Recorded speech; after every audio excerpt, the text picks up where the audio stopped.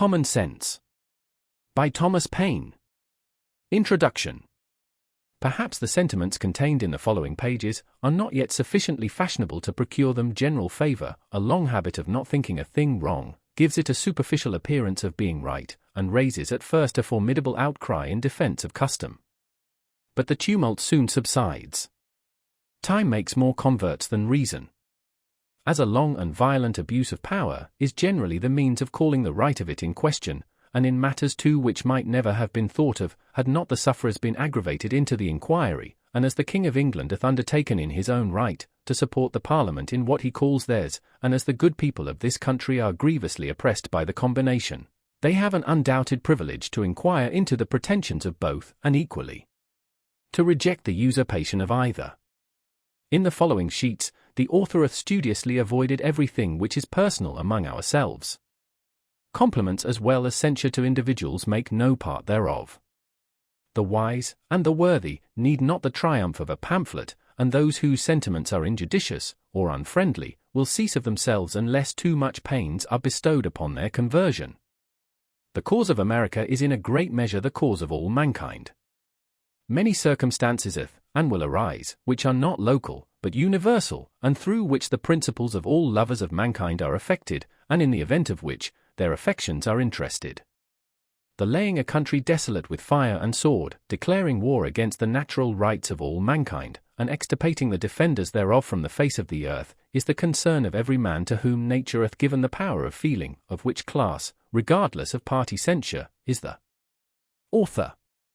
P.S. The publication of this new edition hath been delayed, with a view of taking notice, had it been necessary, of any attempt to refute the doctrine of independence. As no answer hath yet appeared, it is now presumed that none will, the time needful for getting such a performance ready for the public being considerably past. Who the author of this production is wholly unnecessary to the public, as the object for attention is the doctrine itself, not the man. Yet it may not be unnecessary to say, that he is unconnected with any party, and under no sort of influence public or private, but the influence of reason and principle. Philadelphia, February 14, 1776. Of the origin and design of government in general. With concise remarks on the English Constitution. Some writers have so confounded society with government, as to leave little or no distinction between them, whereas they are not only different, but have different origins. Society is produced by our wants, and government by our wickedness. The former promotes our happiness positively by uniting our affections, the latter negatively by restraining our vices. The one encourages intercourse, the other creates distinctions. The first a patron, the last a punisher. Society in every state is a blessing, but government even in its best state is but a necessary evil, in its worst state an intolerable one, for when we suffer, or are exposed to the same miseries by a government, which we might expect in a country without government, our calamity is heightened by reflecting that we furnish the means by which we suffer. Government, like dress, is the badge of lost innocence. The palaces of kings are built on the ruins of the bowers of paradise. For were the impulses of conscience clear, uniform, and irresistibly obeyed, man would need no other lawgiver, but that not being the case, he finds it necessary to surrender up a part of his property to furnish means for the protection of the rest, and this he is induced to do by the same prudence which in every other case advises him out of two evils to choose the least. Wherefore, security being the true design and end of government, it unanswerably follows that whatever form thereof appears most likely to ensure it to us, with the least expense and greatest benefit, is preferable to all others. In order to gain a clear and just idea of the design and end of government, let us suppose a small number of persons settled in some sequestered part of the earth, unconnected with the rest. They will then represent the first peopling of any country, or of the world. In this state of natural liberty, society will be their first thought. 1,000 motives will excite them thereto. The strength of one man is so unequal to his wants, and his mind so unfitted for perpetual solitude, that he is soon obliged to seek assistance and relief of another, who in his turn requires the same. 4 or 5 united would be able to raise a tolerable dwelling in the midst of a wilderness, but one man might labor out of the common period of life without accomplishing anything. When he had felled his timber he could not remove it, nor erect it after it was removed. Hunger in the meantime would urge him from his work, and every different want call him a different way. Disease, nay even misfortune would be death, for though neither might be mortal, yet either would disable him from living, and reduce him to a state in which he might rather be said to perish than to die. Thus necessity, like a gravitating power, would soon form our newly arrived emigrants into society, the reciprocal blessings of which would supersede, and render the obligations of law and government unnecessary while they remained perfectly just to each other. But as nothing but heaven is impregnable to vice, it will unavoidably happen that in proportion as they surmount the first difficulties of emigration, which bound them together in a common cause, they will begin to relax in their duty and attachment to each other, and this remissness will point out the necessity of establishing some form of government to supply the defect of moral virtue.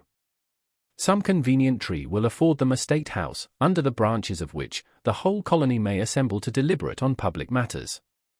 It is more than probable that their first laws will have the title only of regulations, and be enforced by no other penalty than public disesteem. In this first parliament every man, by natural right, will have a seat.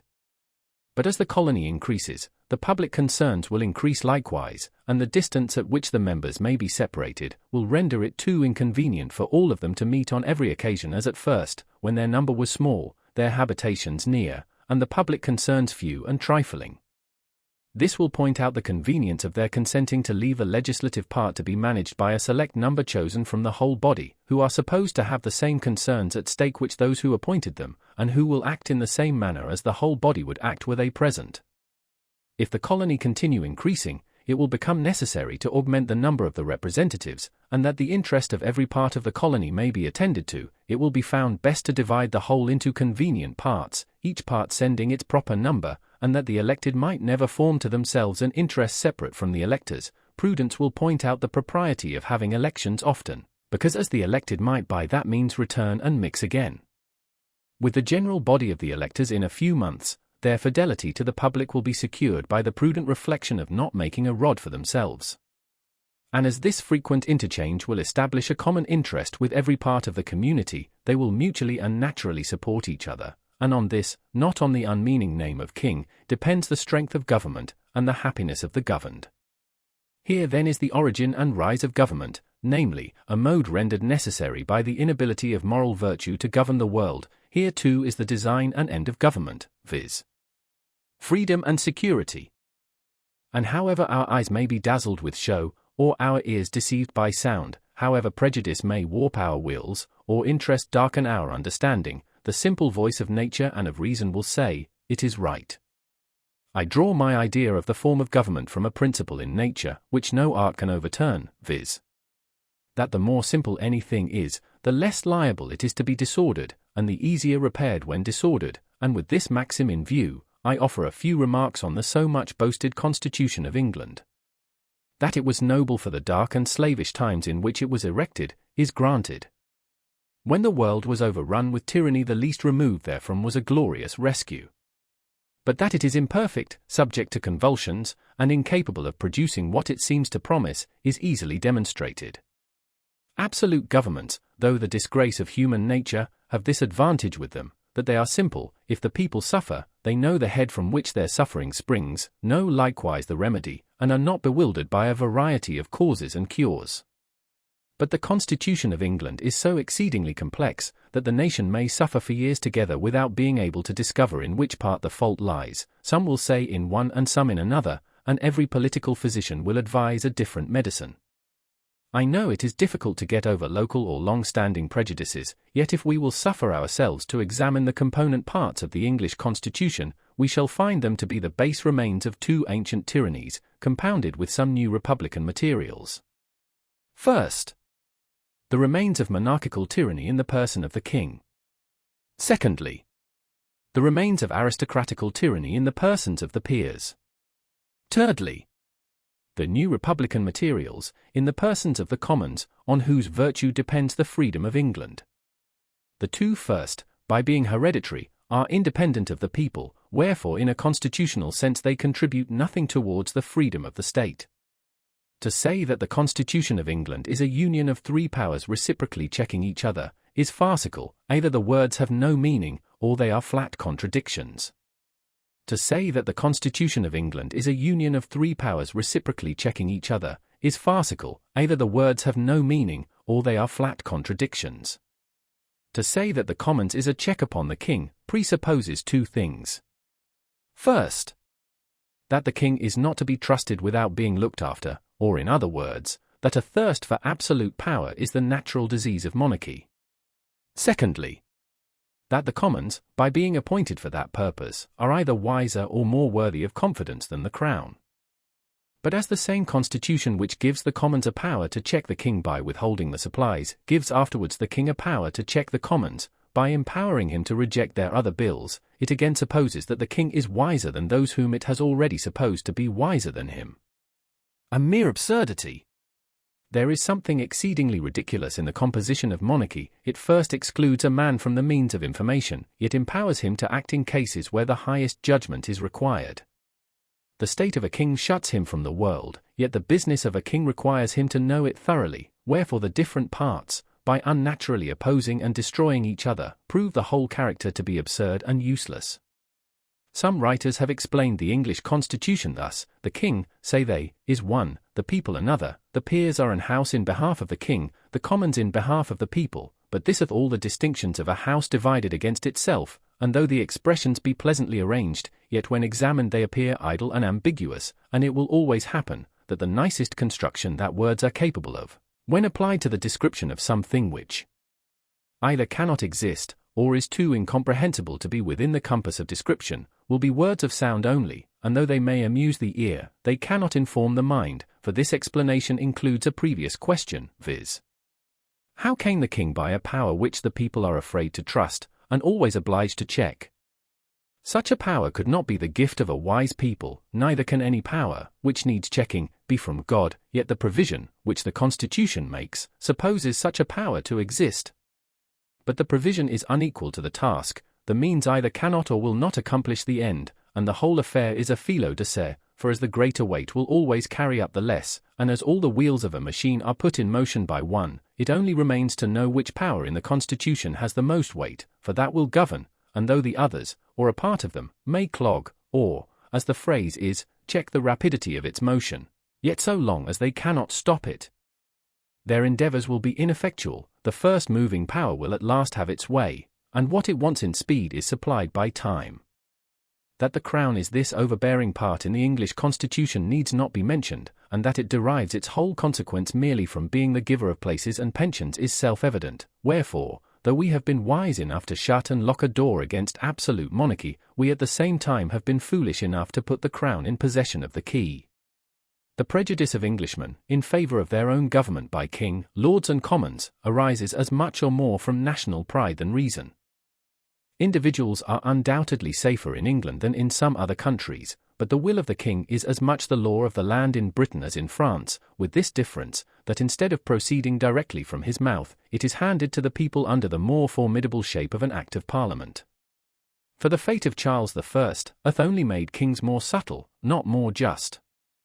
Wherefore, laying aside all national pride and prejudice in favour of modes and forms, the plain truth is, that it is wholly owing to the constitution of the people, and not to the constitution of the government, that the Crown is not as oppressive in England as in Turkey. An inquiry into the constitutional errors in the English form of government is at this time highly necessary, for as we are never in a proper condition of doing justice to others, while we continue under the influence of some leading partiality, so neither are we capable of doing it to ourselves while we remain fettered by any obstinate prejudice. And as a man, who is attached to a prostitute, is unfitted to choose or judge of a wife, so any prepossession in favour of a rotten constitution of government will disable us from discerning a good one. Of monarchy and hereditary succession. Mankind being originally equals in the order of creation, the equality could only be destroyed by some subsequent circumstance. The distinctions of rich and poor may in a great measure be accounted for, and that without having recourse to the harsh ill-sounding names of oppression and avarice. Oppression is often the consequence, but seldom or never the means of riches, and though avarice will preserve a man from being necessitously poor, it generally makes him too timorous to be wealthy. But there is another and greater distinction for which no truly natural or religious reason can be assigned, and that is, the distinction of men into kings and subjects. Male and female are the distinctions of nature, good and bad the distinctions of heaven, but how a race of men came into the world so exalted above the rest, and distinguished like some new species, is worth inquiring into, and whether they are the means of happiness or of misery to mankind. In the early ages of the world, according to the scripture chronology, there were no kings, the consequence of which was there were no wars. It is the pride of kings which throw mankind into confusion. Holland without a king hath enjoyed more peace for this last century than any of the monarchical governments in Europe. Antiquity favours the same remark, for the quiet and rural lives of the first patriarchs are the happy something in them, which vanishes away when we come to the history of Jewish royalty. Government by kings was first introduced into the world by the heathens, from whom the children of Israel copied the custom. It was the most prosperous invention the devil ever set on foot for the promotion of idolatry. The heathens paid divine honors to their deceased kings, and the Christian world hath improved on the plan by doing the same to their living ones. How impious is the title of sacred majesty applied to a worm, who in the midst of his splendor is crumbling into dust. As the exalting one man so greatly above the rest cannot be justified on the equal rights of nature, so neither can it be defended on the authority of Scripture, for the will of the Almighty, as declared by Gideon and the prophet Samuel, expressly disapproves of government by kings. All anti-monarchical parts of Scripture have been very smoothly glossed over in monarchical governments, but they undoubtedly merit the attention of countries which have their governments yet to form. Render unto Caesar the things which are Caesar's is the Scripture doctrine of courts, yet it is no support of monarchical government, for the Jews at that time were without a king, and in a state of vassalage to the Romans. Near 3,000 years passed away from the Mosaic account of the creation, till the Jews under a national delusion requested a king. Till then their form of government, except in extraordinary cases, where the Almighty interposed, was a kind of republic administered by a judge and the elders of the tribes. Kings they had none, and it was held sinful to acknowledge any being under that title but the Lord of hosts. And when a man seriously reflects on the idolatrous homage which is paid to the persons of kings, he need not wonder that the Almighty, ever jealous of his honor, should disapprove of a form of government which so impiously invades the prerogative of heaven. Monarchy is ranked in Scripture as one of the sins of the Jews, for which a curse in reserve is denounced against them. The history of that transaction is worth attending to. The children of Israel being oppressed by the Midianites, Gideon marched against them with a small army, and victory, through the divine interposition, decided in his favor. The Jews, elate with success, and attributing it to the generalship of Gideon, proposed making him a king, saying, "Rule thou over us, thou and thy son and thy son's son."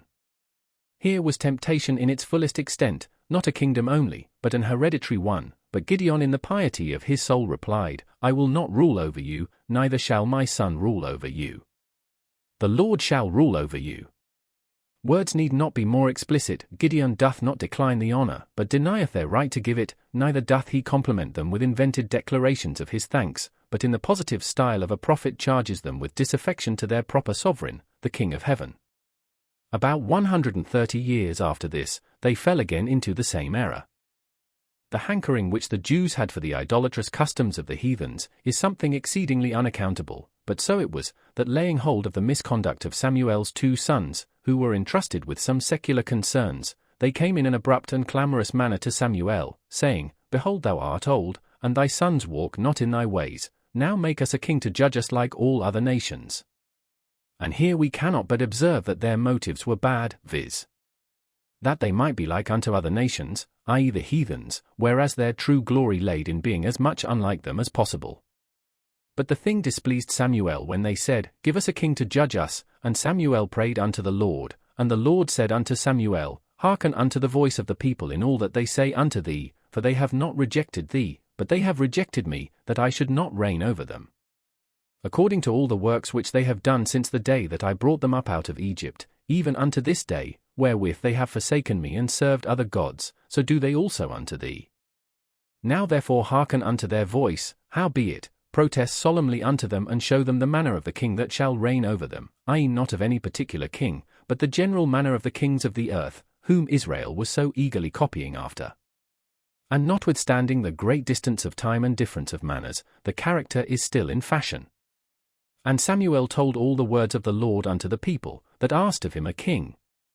And he said, This shall be the manner of the king that shall reign over you, he will take your sons and appoint them for himself, for his chariots, and to be his horsemen, and some shall run before his chariots. This description agrees with the present mode of impressing men, and he will appoint him captains over thousands and captains over 50s, and will set them to ear his ground and to reap his harvest, and to make his instruments of war, and instruments of his chariots, and he will take your daughters to be confectionaries, and to be cooks and to be bakers. This describes the expense and luxury as well as the oppression of kings, and he will take your fields and your olive yards, even the best of them, and give them to his servants, and he will take the tenth of your feed, and of your vineyards, and give them to his officers and to his servants, by which we see that bribery, corruption, and favoritism are the standing vices of kings. And he will take the tenth of your men servants, and your maid servants, and your goodliest young men and your asses, and put them to his work, and he will take the tenth of your sheep, and ye shall be his servants, and ye shall cry out in that day because of your king which ye shall have chosen, and the Lord will not hear you in that day. This accounts for the continuation of monarchy, and neither do the characters of the few good kings which have lived since either sanctify the title, or blot out the sinfulness of the origin. The high encomium given of David takes no notice of him officially as a king, but only as a man after God's own heart. Nevertheless the people refused to obey the voice of Samuel, and they said, Nay, but we will have a king over us, that we may be like all the nations, and that our king may judge us, and go out before us, and fight our battles.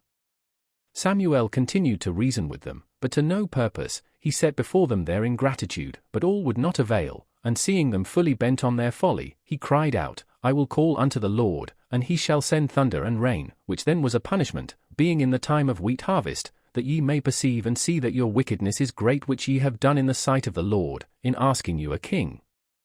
So Samuel called unto the Lord, and the Lord sent thunder and rain that day, and all the people greatly feared the Lord and Samuel. And all the people said unto Samuel, Pray for thy servants unto the Lord thy God that we die not, for we have added unto our sins this evil, to ask a king. These portions of Scripture are direct and positive. They admit of no equivocal construction. That the Almighty hath here entered his protest against monarchical government is true, or the Scripture is false. And a man hath good reason to believe that there is as much of kingcraft, as priestcraft, in withholding the Scripture from the public in popish countries. For monarchy in every instance is the popery of government. To the evil of monarchy we have added that of hereditary succession, and as the first is a degradation and lessening of ourselves, so the second, claimed as a matter of right, is an insult and an imposition on posterity. For all men being originally equals, no one by birth could have a right to set up his own family in perpetual preference to all others forever, and though himself might deserve some decent degree of honours of his contemporaries, yet his descendants might be far too unworthy to inherit them. One of the strongest natural proofs of the folly of hereditary right in kings is that nature disapproves it, otherwise she would not so frequently turn it into ridicule by giving mankind an ass for a lion. Secondly, as no man at first could possess any other public honours than were bestowed upon him, so the givers of those honours could have no power to give away the right of posterity, and though they might say, We choose you for our head, they could not, without manifest injustice to their children, say that your children and your children's children shall reign over ours forever. Because such an unwise, unjust, unnatural compact might, perhaps, in the next succession put them under the government of a rogue or a fool.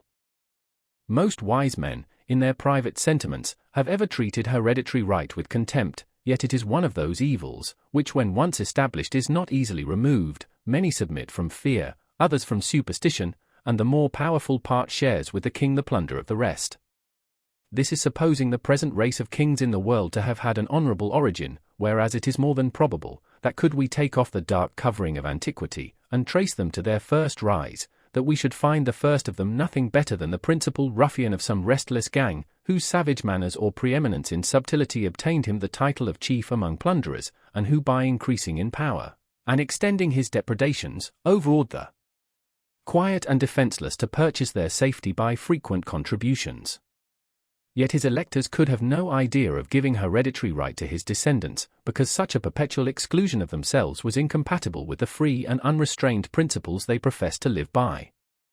Wherefore, hereditary succession in the early ages of monarchy could not take place as a matter of claim, but as something casual or complemental. But as few or no records were extant in those days, and traditional history stuffed with fables, it was very easy, after the lapse of a few generations, to trump up some superstitious tale, conveniently timed, Mahomet-like, to cram hereditary right down the throats of the vulgar.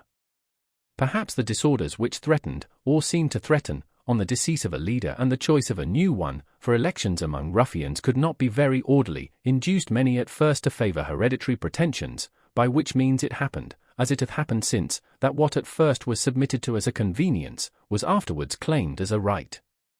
England, since the conquest, hath known some few good monarchs, but grown beneath a much larger number of bad ones, yet no man in his senses can say that their claim under William the Conqueror is a very honourable one.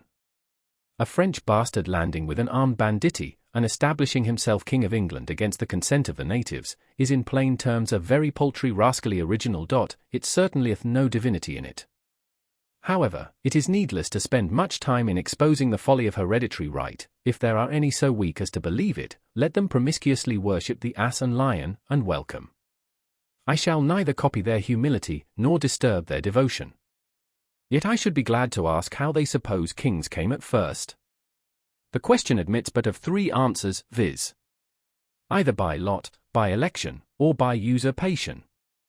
If the first king was taken by lot, it establishes a precedent for the next, which excludes hereditary succession. Saul was by lot, yet the succession was not hereditary, neither does it appear from the transaction there was any intention it ever should. If the first king of any country was by election, that likewise establishes a precedent for the next, for to say, that the right of all future generations is taken away, by the act of the first electors, in their choice not only of a king, but of a family of kings for ever, hath no parallel in or out of Scripture but the doctrine of original sin, which supposes the free will of all men lost in Adam, and from such comparison, and it will admit of no other, hereditary succession can derive no glory. For as in Adam all sinned, and as in the first electors all men obeyed, as in the one all mankind were subjected to Satan, and in the other to sovereignty, as our innocence was lost in the first, and our authority in the last, and as both disable us from reassuming some former state and privilege, it unanswerably follows that original sin and hereditary succession are parallels. Dishonourable rank. Inglorious connection. Yet the most subtle sophist cannot produce a juster simile. As to usurpation, no man will be so hardy as to defend it, and that William the Conqueror was an usurper is a fact not to be contradicted.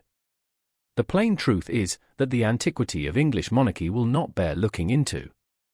But it is not so much the absurdity as the evil of hereditary succession which concerns mankind. Did it ensure a race of good and wise men, it would have the seal of divine authority, but as it opens a door to the foolish, the wicked, and the improper, it hath in it the nature of oppression. Men who look upon themselves born to reign, and others to obey, soon grow insolent, selected from the rest of mankind. Their minds are early poisoned by importance, and the world they act in differs so materially from the world at large, that they have but little opportunity of knowing its true interests, and when they succeed to the government are frequently the most ignorant and unfit of any throughout the dominions. Another evil which attends hereditary succession is, that the throne is subject to be possessed by a minor at any age, all which time the regency, acting under the cover of a king, have every opportunity and inducement to betray their trust. The same national misfortune happens, when a king worn out with age and infirmity, enters the last stage of human weakness. In both these cases the public becomes a prey to every miscreant, who can tamper successfully with the follies either of age or infancy. The most plausible plea, which hath ever been offered in favour of hereditary succession, is, that it preserves a nation from civil wars, and were this true, it would be weighty, whereas, it is the most barefaced falsity ever imposed upon mankind. The whole history of England disowns the fact. 30 kings and 2 minors have reigned in the distracted kingdom since the conquest, in which time there have been, including the Revolution, no less than 8 civil wars and 19 rebellions. Wherefore instead of making for peace, it makes against it, and destroys the very foundation it seems to stand on. The contest for monarchy and succession, between the houses of York and Lancaster, laid England in a scene of blood for many years. 12 pitched battles, besides skirmishes and sieges, were fought between Henry and Edward. Twice was Henry prisoner to Edward, who in his turn was prisoner to Henry.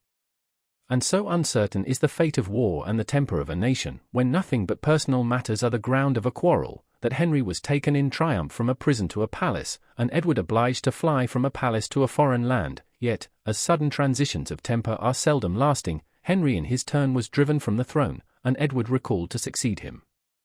The Parliament always following the strongest side. This contest began in the reign of Henry VI, and was not entirely extinguished till Henry VII, in whom the families were united, including a period of 67 years, viz. from 1422 to 1489. In short, monarchy and succession have laid, not this or that kingdom only, but the world in blood and ashes. 'Tis a form of government which the word of God bears testimony against, and blood will attend it. If we inquire into the business of a king, we shall find that in some countries they have none, and after sauntering away their lives without pleasure to themselves or advantage to the nation, withdraw from the scene, and leave their successors to tread the same idle round. In absolute monarchies the whole weight of business, civil and military, lies on the king. The children of Israel in their request for a king, urged this plea that he may judge us, and go out before us and fight our battles. But in countries where he is neither a judge nor a general, as in England, a man would be puzzled to know what is his business. The nearer any government approaches to a republic, the less business there is for a king. It is somewhat difficult to find a proper name for the government of England. Sir William Meredith calls it a republic, but in its present state it is unworthy of the name, because the corrupt influence of the Crown, by having all the places in its disposal, hath so effectually swallowed up the power, and eaten out the virtue of the House of Commons, the republican part in the Constitution, that the government of England is nearly as monarchical as that of France or Spain. Men fall out with names without understanding them. For it is the republican and not the monarchical part of the Constitution of England which Englishmen glory in, viz. the liberty of choosing a House of Commons from out of their own body, and it is easy to see that when republican virtue fails, slavery ensues. Why is the Constitution of England sickly? But because monarchy hath poisoned the republic, the crown hath engrossed the commons. In England a king hath little more to do than to make war and give away places, which in plain terms, is to impoverish the nation and set it together by the ears. A pretty business indeed for a man to be allowed 800,000 sterling a year for, and worshipped into the bargain. Of more worth is one honest man to society and in the sight of God, than all the crowned ruffians that ever lived. Thoughts on the present state of American affairs. In the following pages I offer nothing more than simple facts, plain arguments, and common sense, and have no other preliminaries to settle with the reader, than that he will divest himself of prejudice and prepossession, and suffer his reason and his feelings to determine for themselves, that he will put on, or rather that he will not put off, the true character of a man, and generously enlarge his views beyond the present day. Volumes have been written on the subject of the struggle between England and America. Men of all ranks have embarked in the controversy, from different motives, and with various designs, but all have been ineffectual, and the period of debate is closed. Arms, as the last resource, decide the contest. The appeal was the choice of the king, and the continent hath accepted the challenge. It hath been reported of the late Mr. Pelham, who though an able minister was not without his faults, that on his being attacked in the House of Commons, on the score that his measures were only of a temporary kind, replied, "They will last my time." Should a thought so fatal and unmanly possess the colonies in the present contest, the name of ancestors will be remembered by future generations with detestation. The sun never shined on a cause of greater worth. 'Tis not the affair of a city, a country, a province, or a kingdom, but of a continent of at least 1/8 part of the habitable globe. 'Tis not the concern of a day, a year, or an age. Posterity are virtually involved in the contest, and will be more or less affected, even to the end of time, by the proceedings now. Now is the seed time of continental union, faith, and honor. The least fracture now will be like a name engraved with the point of a pin on the tender rind of a young oak. The wound will enlarge with the tree, and posterity read it in full-grown characters. By referring the matter from argument to arms, a new era for politics is struck, a new method of thinking hath arisen. All plans, proposals, and seed prior to the 19th of April, i.e. to the commencement of hostilities, are like the almanacs of the last year, which, though proper then, are superseded and useless now. Whatever was advanced by the advocates on either side of the question then, terminated in one and the same point, viz. a union with Great Britain. The only difference between the parties was the method of effecting it, the one proposing force, the other friendship, but it hath so far happened that the first hath failed, and the second hath withdrawn her influence. As much hath been said of the advantages of reconciliation, which, like an agreeable dream, hath passed away and left us as we were, it is but right, that we should examine the contrary side of the argument, and inquire into some of the many material injuries which these colonies sustain, and always will sustain, by being connected with and dependent on Great Britain. To examine that connection and dependence, on the principles of nature and common sense, to see what we have to trust to, if separated, and what we are to expect, if dependent. I have heard it asserted by some, that as America hath flourished under her former connection with Great Britain, that the same connection is necessary towards her future happiness, and will always have the same effect. Nothing can be more fallacious than this kind of argument. We may as well assert that because a child has thrived upon milk, that it is never to have meat, or that the first 20 years of our lives is to become a precedent for the next 20. But even this is admitting more than is true, for I answer roundly, that America would have flourished as much, and probably much more, had no European power had anything to do with her. The commerce, by which she hath enriched herself are the necessaries of life, and will always have a market while eating is the custom of Europe. But she has protected us, say some. That she has engrossed us is true, and defended the continent at our expense as well as her own is admitted, and she would have defended Turkey from the same motive, viz. the sake of trade and dominion. Alas, we have been long led away by ancient prejudices, and made large sacrifices to superstition. We have boasted the protection of Great Britain, without considering that her motive was interest not attachment, that she did not protect us from our enemies on our account, but from her enemies on her own account, from those who had no quarrel with us on any other account, and who will always be our enemies on the same account. Let Britain waive her pretensions to the continent, or the continent throw off the dependence, and we should be at peace with France and Spain were they at war with Britain. The miseries of Hanover last war ought to warn us against connections. It has lately been asserted in Parliament that the colonies have no relation to each other but through the parent country, i.e. that Pennsylvania and the Jerseys, and so on for the rest, are sister colonies by the way of England. This is certainly a very roundabout way of proving relationship, but it is the nearest and only true way of proving enemyship, if I may so call it. France and Spain never were, nor perhaps ever will be our enemies as Americans, but as our being the subjects of Great Britain. But Britain is the parent country, say some. Then the more shame upon her conduct. Even brutes do not devour their young, nor savages make war upon their families, wherefore the assertion, if true, turns to her reproach, but it happens not to be true, or only partly so, and the phrase parent or mother country hath been Jesuitically adopted by the king and his parasites, with a low papistical design of gaining an unfair bias on the credulous weakness of our minds. Europe, and not England, is the parent country of America. This new world hath been the asylum for the persecuted lovers of civil and religious liberty from every part of Europe. Hither have they fled, not from the tender embraces of the mother, but from the cruelty of the monster, and it is so far true of England, that the same tyranny which drove the first emigrants from home, pursues their descendants still. In this extensive quarter of the globe, we forget the narrow limits of 360 miles, the extent of England, and carry our friendship on a larger scale. We claim brotherhood with every European Christian, and triumph in the generosity of the sentiment. It is pleasant to observe by what regular gradations we surmount the force of local prejudice, as we enlarge our acquaintance with the world. A man born in any town in England divided into parishes, will naturally associate most with his fellow parishioners, because their interests in many cases will be common, and distinguish him by the name of neighbour. If he meet him but a few miles from home, he drops the narrow idea of a street, and salutes him by the name of townsman. If he travel out of the county, and meet him in any other, he forgets the minor divisions of street and town, and calls him countryman, i.e. counterman. But if in their foreign excursions they should associate in France or any other part of Europe, their local remembrance would be enlarged into that of Englishmen. And by a just parity of reasoning, all Europeans meeting in America, or any other quarter of the globe, are countrymen, for England, Holland, Germany, or Sweden, when compared with the whole, stand in the same places on the larger scale, which the divisions of street, town, and county do on the smaller ones, distinctions too limited for continental minds. Not 1/3 of the inhabitants, even of this province, are of English descent. Wherefore I reprobate the phrase of parent or mother country applied to England only, as being false, selfish, narrow, and ungenerous. But admitting that we were all of English descent, what does it amount to? Nothing. Britain, being now an open enemy, extinguishes every other name and title, and to say that reconciliation is our duty, is truly farcical.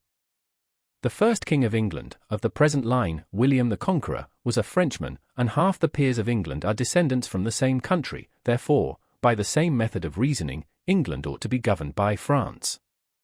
Much had been said of the united strength of Britain and the colonies, that in conjunction they might bid defiance to the world. But this is mere presumption. The fate of war is uncertain, neither do the expressions mean anything, for this continent would never suffer itself to be drained of inhabitants, to support the British arms in either Asia, Africa, or Europe. Besides, what have we to do with setting the world at defiance? Our plan is commerce, and that, well attended to, will secure us the peace and friendship of all Europe, because it is the interest of all Europe to have America a free port. Her trade will always be a protection, and her barrenness of gold and silver secure her from invaders. I challenge the warmest advocate for reconciliation to show a single advantage that this continent can reap by being connected with Great Britain. I repeat the challenge, not a single advantage is derived. Our corn will fetch its price in any market in Europe, and our imported goods must be paid for by them where we will. But the injuries and disadvantages we sustain by that connection are without number, and our duty to mankind at large, as well as to ourselves, instruct us to renounce the alliance, because any submission to, or dependence on Great Britain, tends directly to involve this continent in European wars and quarrels, and sets us at variance with nations, who would otherwise seek our friendship, and against whom we have neither anger nor complaint. As Europe is our market for trade, we ought to form no partial connection with any part of it. It is the true interest of America to steer clear of European contentions, which she never can do, while by her dependence on Britain she is made the make-weight in the scale of British politics. Europe is too thickly planted with kingdoms to be long at peace, and whenever a war breaks out between England and any foreign power, the trade of America goes to ruin, because of her connection with Britain.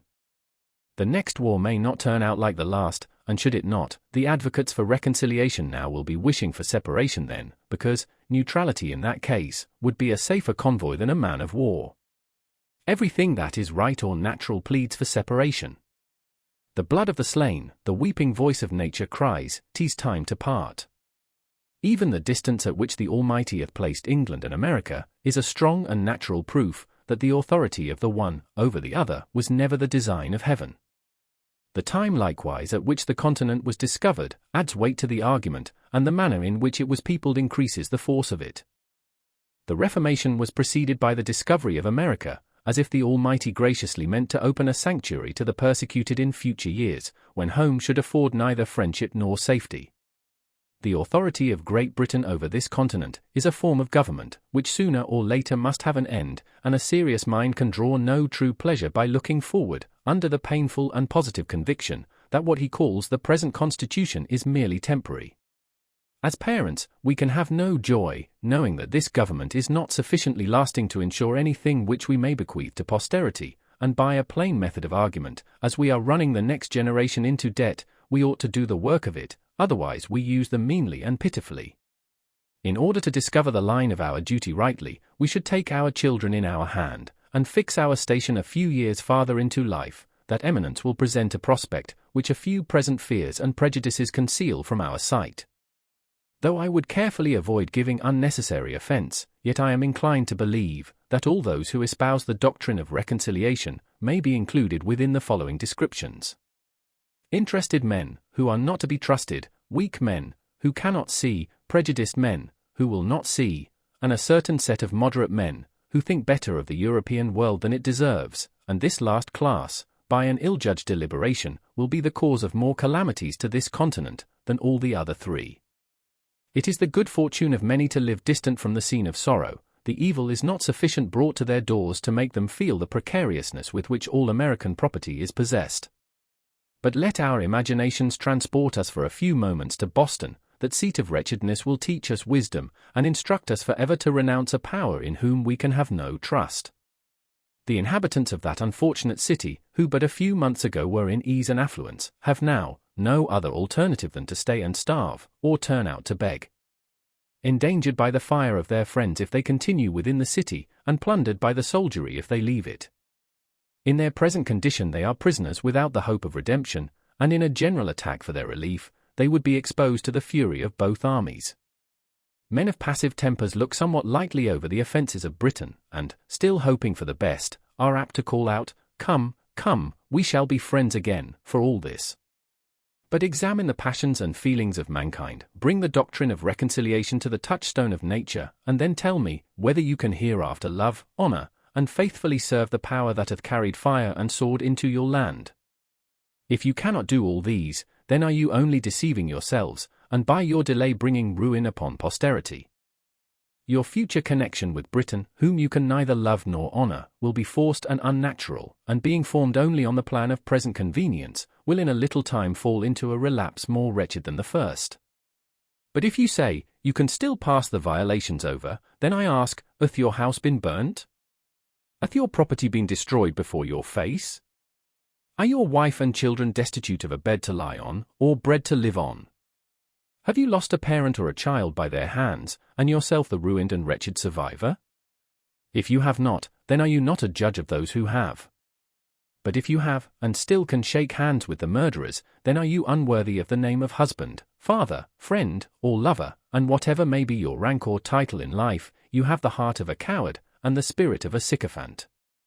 This is not inflaming or exaggerating matters, but trying them by those feelings and affections which nature justifies, and without which we should be incapable of discharging the social duties of life, or enjoying the felicities of it. I mean not to exhibit horror for the purpose of provoking revenge, but to awaken us from fatal and unmanly slumbers, that we may pursue determinately some fixed object. It is not in the power of Britain or of Europe to conquer America, if she do not conquer herself by delay and timidity. The present winter is worth an age if rightly employed, but if lost or neglected, the whole continent will partake of the misfortune, and there is no punishment which that man will not deserve, be he who, or what, or where he will, that may be the means of sacrificing a season so precious and useful. It is repugnant to reason, to the universal order of things, to all examples from former ages, to suppose that this continent can longer remain subject to any external power. The most sanguine in Britain does not think so. The utmost stretch of human wisdom cannot, at this time, compass a plan short of separation, which can promise the continent even a year's security. Reconciliation is now a fallacious dream. Nature hath deserted the connection, and art cannot supply her place. For, as Milton wisely expresses, never can true reconcilement grow where wounds of deadly hate have pierced so deep. Every quiet method for peace hath been ineffectual. Our prayers have been rejected with disdain, and only tended to convince us that nothing flatters vanity, or confirms obstinacy in kings more than repeated petitioning, and nothing hath contributed more than that very measure to make the kings of Europe absolute, witness Denmark and Sweden. Wherefore, since nothing but blows will do, for God's sake, let us come to a final separation, and not leave the next generation to be cutting throats, under the violated unmeaning names of parent and child. To say, they will never attempt it again is idle and visionary. We thought so at the repeal of the Stamp Act, yet a year or two undeceived us, as well may we suppose that nations, which have been once defeated, will never renew the quarrel. As to government matters, it is not in the power of Britain to do this continent justice. The business of it will soon be too weighty and intricate to be managed with any tolerable degree of convenience, by a power so distant from us, and so very ignorant of us, for if they cannot conquer us, they cannot govern us. To be always running 3,000 or 4,000 miles with a tale or a petition, waiting 4 or 5 months for an answer, which when obtained requires 5 or 6 more to explain it in, will in a few years be looked upon as folly and childishness. There was a time when it was proper, and there is a proper time for it to cease. Small islands not capable of protecting themselves are the proper objects for kingdoms to take under their care, but there is something very absurd in supposing a continent to be perpetually governed by an island. In no instance hath nature made the satellite larger than its primary planet, and as England and America, with respect to each other, reverses the common order of nature, it is evident they belong to different systems, England to Europe, America to itself. I am not induced by motives of pride, party, or resentment to espouse the doctrine of separation and independence. I am clearly, positively, and conscientiously persuaded that it is the true interest of this continent to be so, that everything short of that is mere patchwork, that it can afford no lasting felicity, that it is leaving the sword to our children, and shrinking back at a time, when, a little more, a little farther, would have rendered this continent the glory of the earth. As Britain hath not manifested the least inclination towards a compromise, we may be assured that no terms can be obtained worthy the acceptance of the continent, or any ways equal to the expense of blood and treasure we have been already put to. The object, contended for, ought always to bear some just proportion to the expense. The removal of North, or the whole detestable junto, is a matter unworthy the millions we have expended. A temporary stoppage of trade was an inconvenience which would have sufficiently balanced the repeal of all the acts complained of, had such repeals been obtained, but if the whole continent must take up arms, if every man must be a soldier, it is scarcely worth our while to fight against a contemptible ministry only. Dearly, dearly, do we pay for the repeal of the acts, if that is all we fight for in a just estimation, it is as great a folly to pay a Bunker Hill price for law, as for land. As I have always considered the independency of this continent as an event which sooner or later must arrive, so from the late rapid progress of the continent to maturity, the event could not be far off. Wherefore, on the breaking out of hostilities, it was not worth the while to have disputed a matter which time would have finally redressed, unless we meant to be in earnest. Otherwise, it is like wasting an estate on a suit at law to regulate the trespasses of a tenant whose lease is just expiring. No man was a warmer wisher for reconciliation than myself, before the fatal 19th of April 1775, but the moment the event of that day was made known, I rejected the hardened, sullen-tempered Pharaoh of England for ever, and disdain the wretch, that with the pretended title of father of his people can unfeelingly hear of their slaughter, and composedly sleep with their blood upon his soul.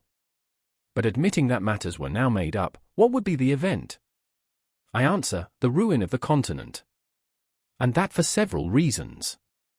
First, the powers of governing still remaining in the hands of the king, he will have a negative over the whole legislation of this continent.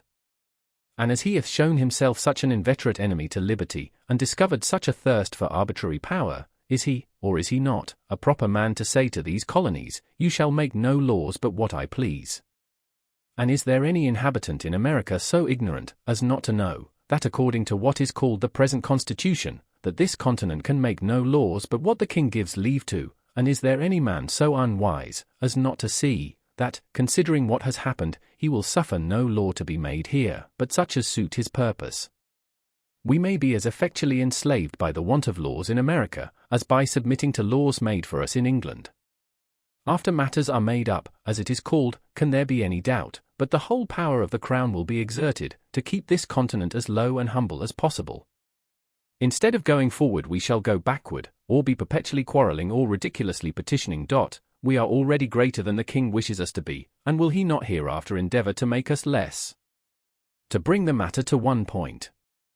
Is the power who is jealous of our prosperity a proper power to govern us?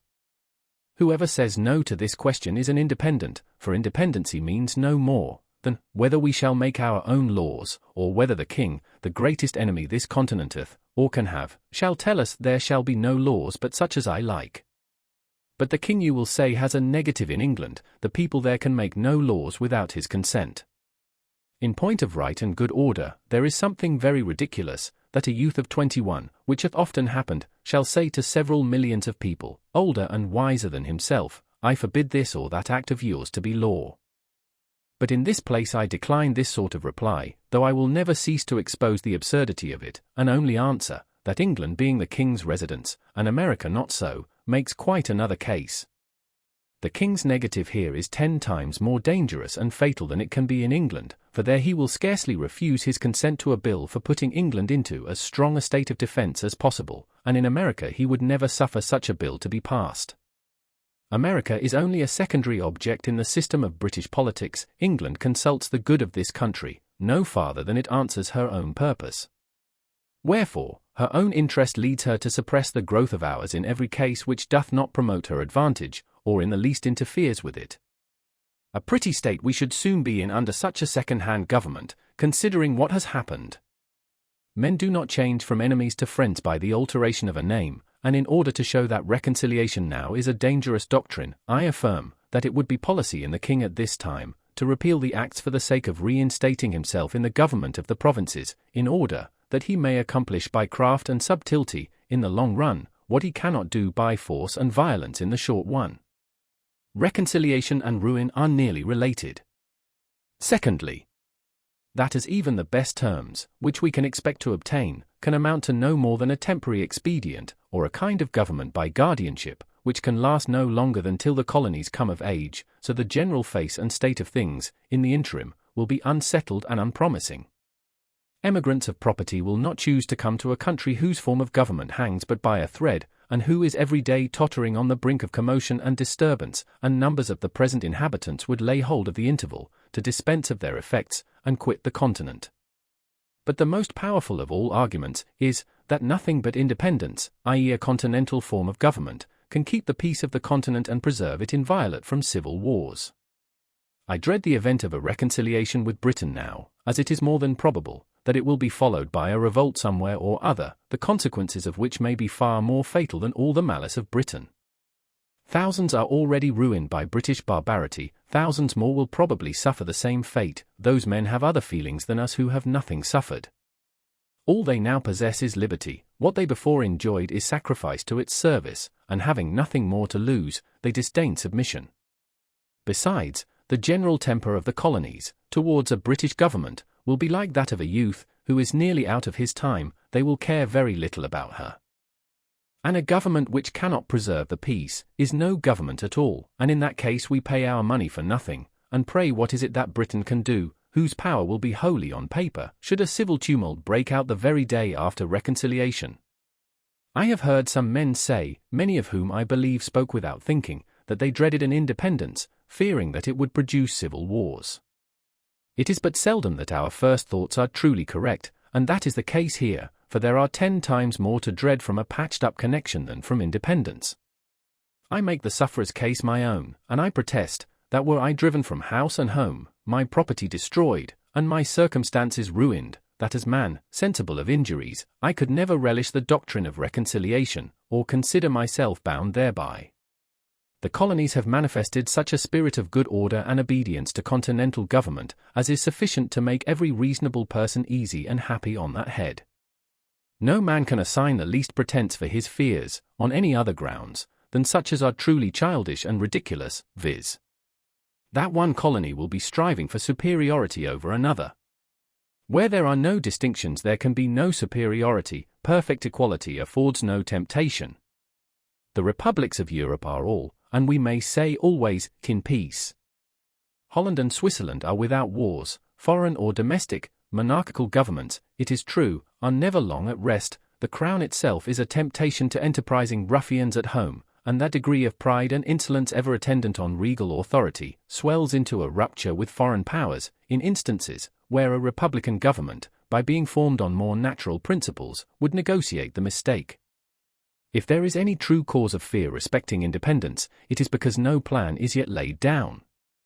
Men do not see their way out, wherefore, as an opening into that business, I offer the following hints, at the same time modestly affirming that I have no other opinion of them myself than that they may be the means of giving rise to something better. Could the straggling thoughts of individuals be collected, they would frequently form materials for wise and able men to improve into useful matter. Let the assemblies be annual, with a president only. The representation more equal. Their business wholly domestic, and subject to the authority of a continental congress.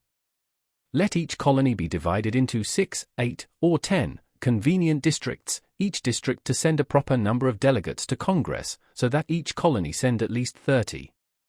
The whole number in Congress will be at least 390. Each Congress to sit and to choose a president by the following method. When the delegates are met, let a colony be taken from the whole 13 colonies by lot, after which, let the whole Congress choose, by ballot, a president from out of the delegates of that province. In the next Congress, let a colony be taken by lot from 12 only, omitting that colony from which the president was taken in the former Congress, and so proceeding until the whole 13 shall have had their proper rotation. And in order that nothing may pass into a law but what is satisfactorily just, not less than 3/5 of the Congress to be called a majority. He that will promote discord, under a government so equally formed as this, would have joined Lucifer in his revolt. But as there is a peculiar delicacy, from whom, or in what manner, this business must first arise, and as it seems most agreeable and consistent that it should come from some intermediate body between the governed and the governors, that is, between the Congress and the people, let a continental conference be held, in the following manner, and for the following purpose. A committee of 26 members of Congress, viz. 2 for each colony, 2 members from each House of Assembly, or provincial convention, and 5 representatives of the people at large, to be chosen in the capital city or town of each province, for, and in behalf of the whole province, by as many qualified voters as shall think proper to attend from all parts of the province for that purpose, or, if more convenient, the representatives may be chosen in 2 or 3 of the most populous parts thereof. In this conference, thus assembled, will be united the 2 grand principles of business, knowledge and power. The members of Congress, assemblies, or conventions, by having had experience in national concerns, will be able and useful counselors, and the whole, being empowered by the people, will have a truly legal authority. The conferring members being met, let their business be to frame a continental charter or charter of the United Colonies, answering to what is called the Magna Charta of England, fixing the number and manner of choosing members of Congress, members of Assembly, with their date of sitting, and drawing the line of business and jurisdiction between them, always remembering that our strength is continental, not provincial. Securing freedom and property to all men, and above all things, the free exercise of religion, according to the dictates of conscience, with such other matter as is necessary for a charter to contain. Immediately after which, the said conference to dissolve, and the bodies which shall be chosen come formable to the said charter, to be the legislators and governors of this continent for the time being, whose peace and happiness may God preserve. Amen. Should any body of men be hereafter delegated for this or some similar purpose, I offer them the following extracts from that wise observer on governments, Dragonetti. The science, says he, of the politician consists in fixing the true point of happiness and freedom. Those men would deserve the gratitude of ages, who should discover a mode of government that contained the greatest sum of individual happiness, with the least national expense. Dragonetti on virtue and rewards. But where, says some, is the King of America? I'll tell you, friend, he reigns above, and doth not make havoc of mankind like the royal brute of Britain. Yet that we may not appear to be defective even in earthly honours, let a day be solemnly set apart for proclaiming the charter, let it be brought forth placed on the divine law, the word of God, let a crown be placed thereon, by which the world may know, that so far as we approve of monarchy, that in America the law is king. For as in absolute governments the king is law, so in free countries the law ought to be king, and there ought to be no other. But lest any ill use should afterwards arise, let the crown at the conclusion of the ceremony be demolished, and scattered among the people whose right it is. A government of our own is our natural right, and when a man seriously reflects on the precariousness of human affairs, he will become convinced that it is infinitely wiser and safer to form a constitution of our own in a cool, deliberate manner, while we have it in our power, than to trust such an interesting event to time and chance. If we omit it now, some Massanello to the power of one may hereafter arise, who, laying hold of popular disquietudes, may collect together the desperate and the discontented, and by assuming to themselves the powers of government, may sweep away the liberties of the continent like a deluge. Should the government of America return again into the hands of Britain, the tottering situation of things will be a temptation for some desperate adventurer to try his fortune, and in such a case, what relief can Britain give? Ere she could hear the news, the fatal business might be done, and ourselves suffering like the wretched Britons under the oppression of the conqueror. Ye that oppose independence now, ye know not what ye do, ye are opening a door to eternal tyranny, by keeping vacant the seat of government. There are thousands, and tens of thousands, who would think it glorious to expel from the continent that barbarous and hellish power, which hath stirred up the Indians and Negroes to destroy us. The cruelty of the double guilt, it is dealing brutally by us, and treacherously by them. Thomas Anello, otherwise Massanello, a fisherman of Naples, who after spiriting up his countrymen in the public market-place, against the oppressions of the Spaniards, to whom the place was then subject, prompted them to revolt, and in the space of a day became king. To talk of friendship with those in whom our reason forbids us to have faith, and our affections wounded through 1,000 pores instruct us to detest, is madness and folly. Every day wears out the little remains of kindred between us and them, and can there be any reason to hope that as the relationship expires, the affection will increase, or that we shall agree better, when we have 10 times more and greater concerns to quarrel over than ever.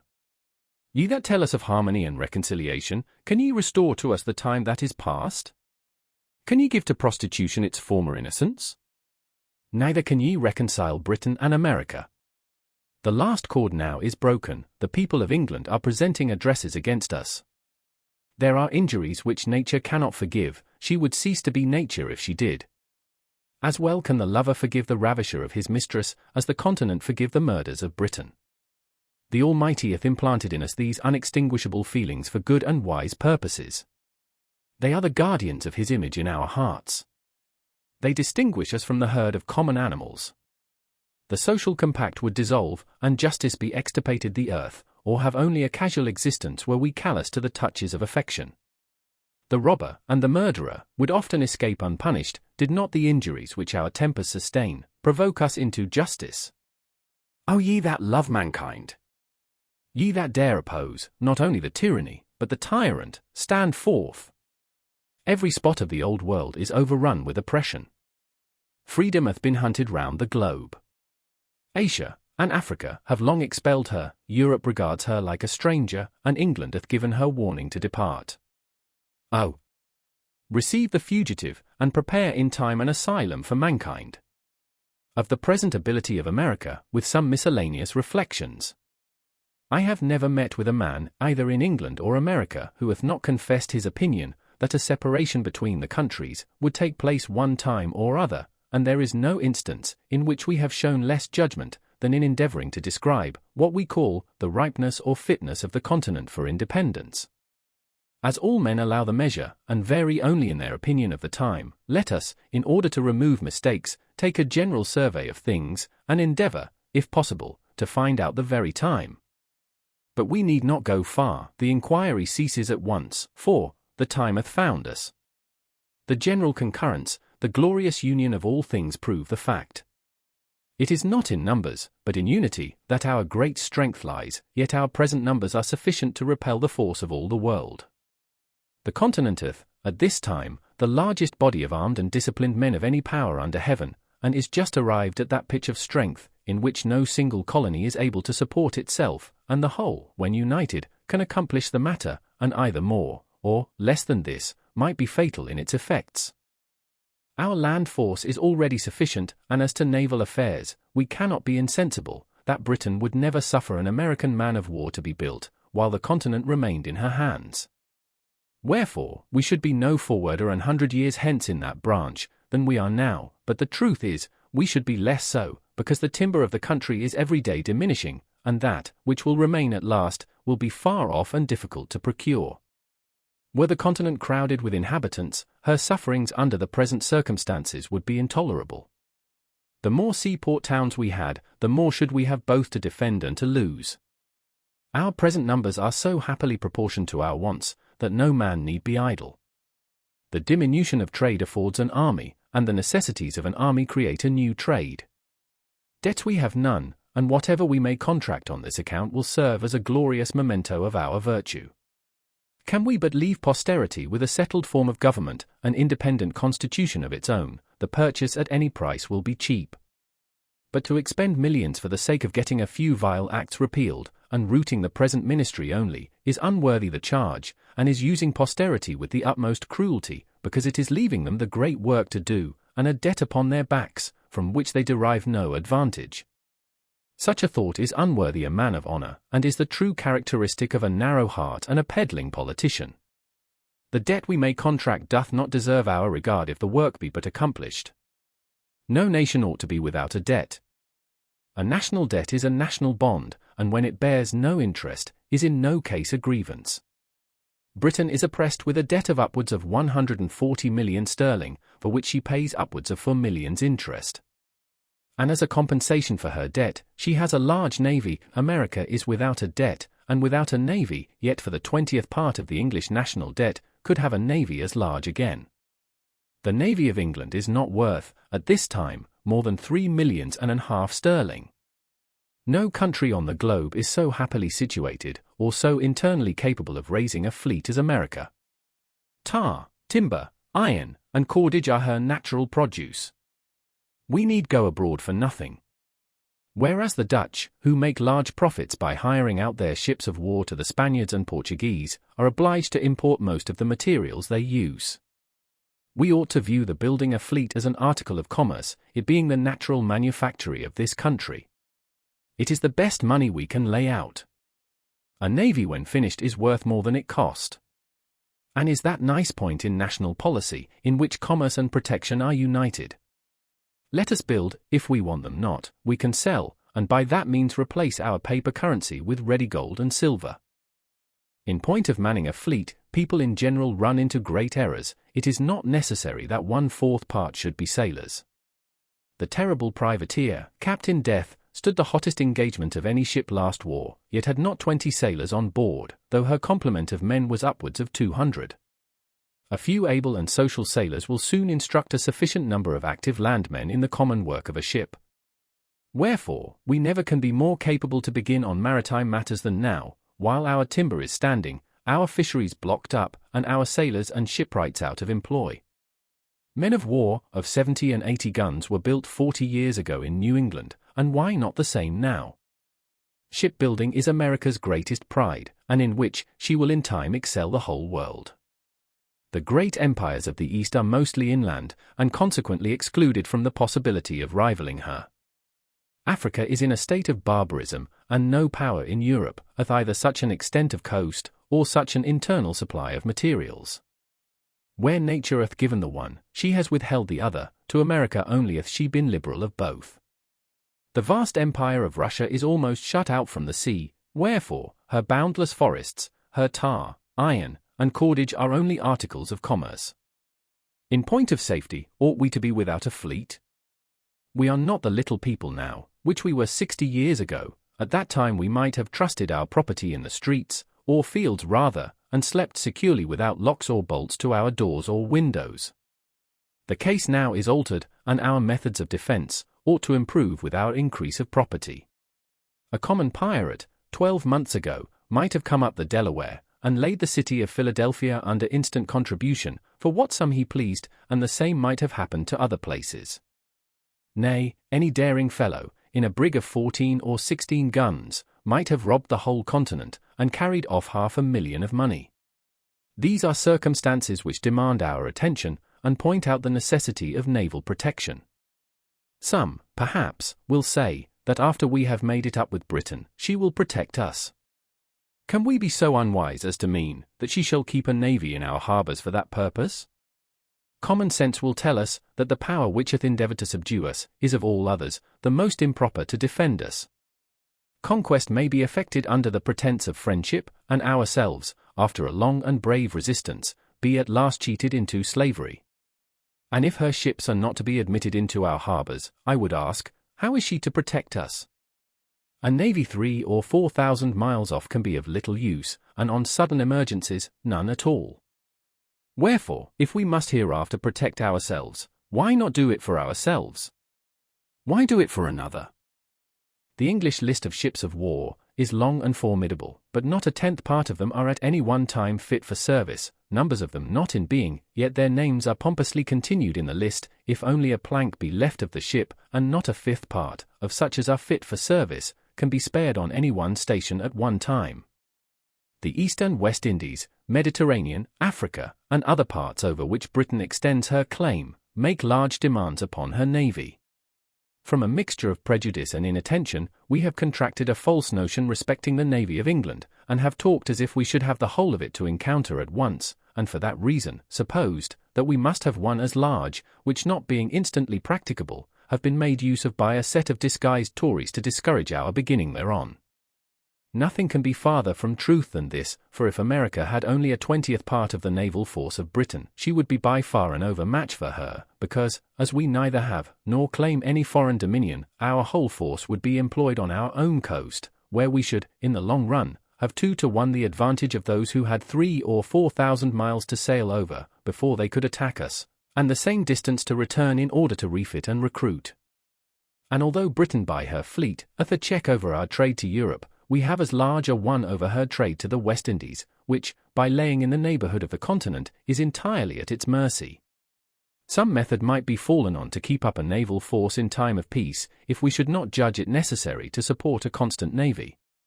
If premiums were to be given to merchants to build and employ in their service ships mounted with 20, 30, 40 or 50 guns, the premiums to be in proportion to the loss of bulk to the merchants, 50 or 60 of those ships, with a few guardships on constant duty, would keep up a sufficient navy, and that without burdening ourselves with the evil so loudly complained of in England, of suffering their fleet, in time of peace to lie rotting in the docks.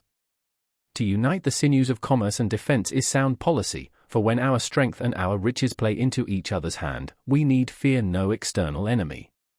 In almost every article of defense we abound. Hemp flourishes even to rankness, so that we need not want cordage. Our iron is superior to that of other countries. Our small arms equal to any in the world. Cannon we can cast at pleasure. Saltpeter and gunpowder we are every day producing. Our knowledge is hourly improving. Resolution is our inherent character, and courage hath never yet forsaken us. Wherefore, what is it that we want? Why is it that we hesitate? From Britain we can expect nothing but ruin. If she is once admitted to the government of America again, this continent will not be worth living in.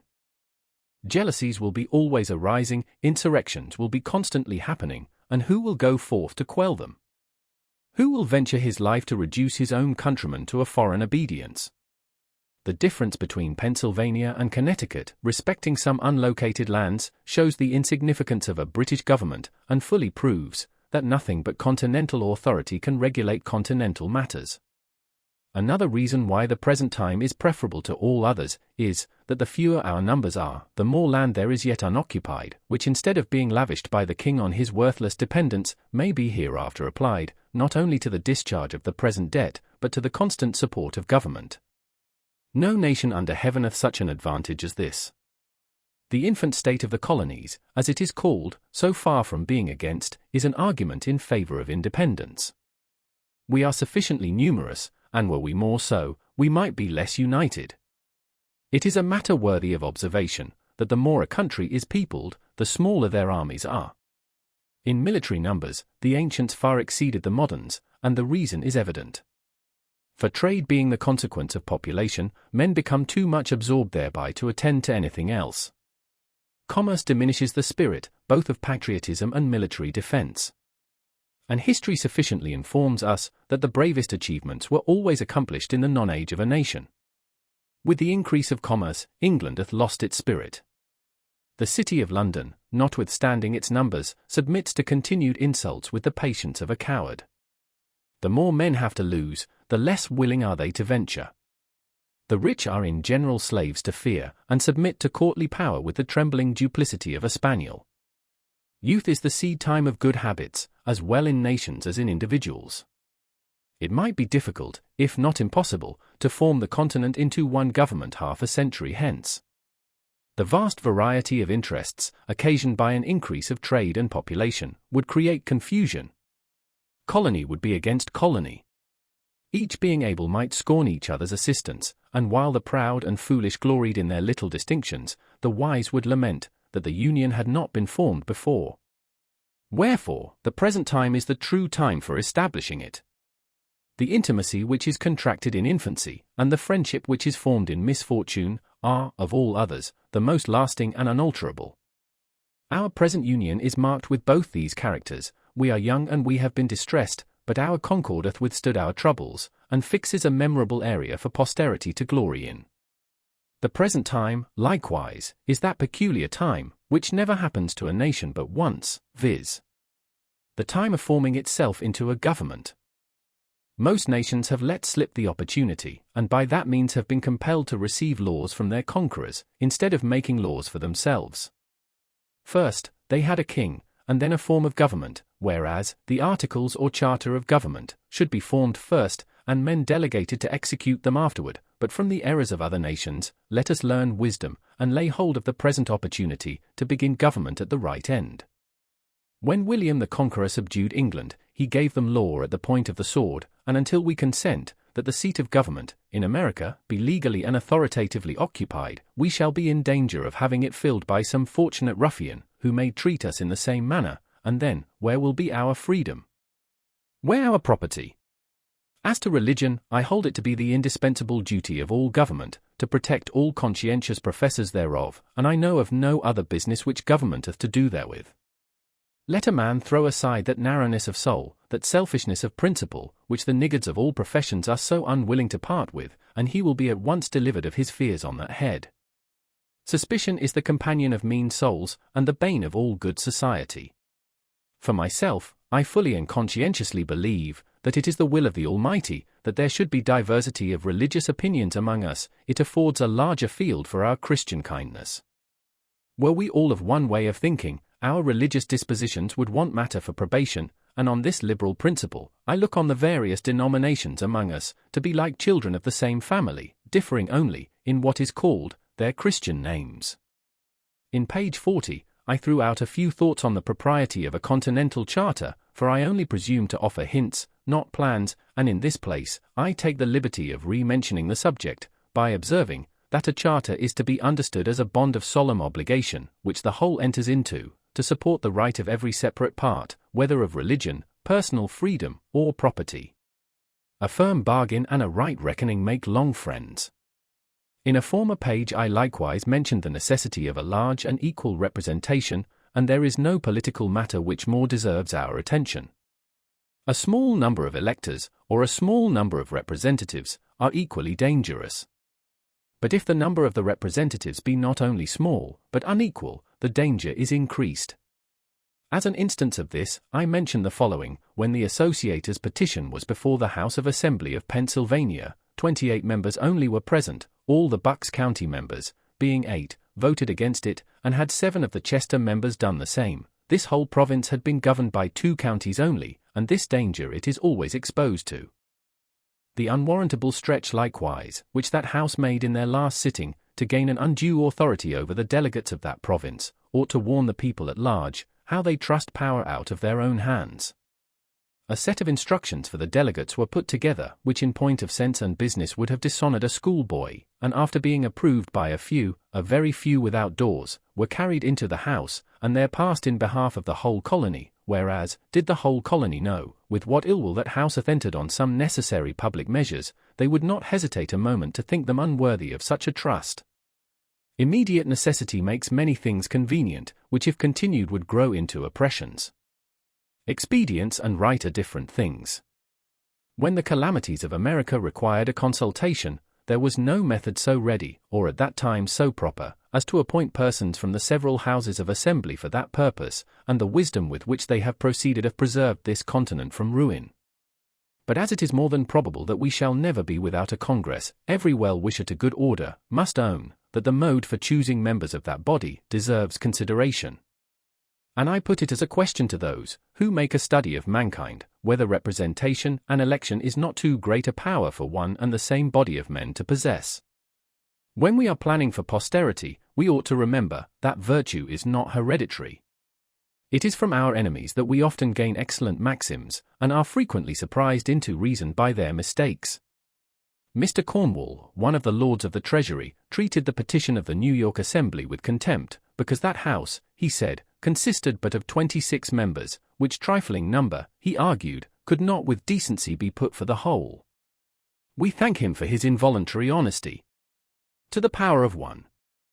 Those who would fully understand of what great consequence a large and equal representation is to a state, should read Burroughs' Political Disquisitions. To conclude, however strange it may appear to some, or however unwilling they may be to think so, matters not, but many strong and striking reasons may be given, to show that nothing can settle our affairs so expeditiously as an open and determined declaration for independence.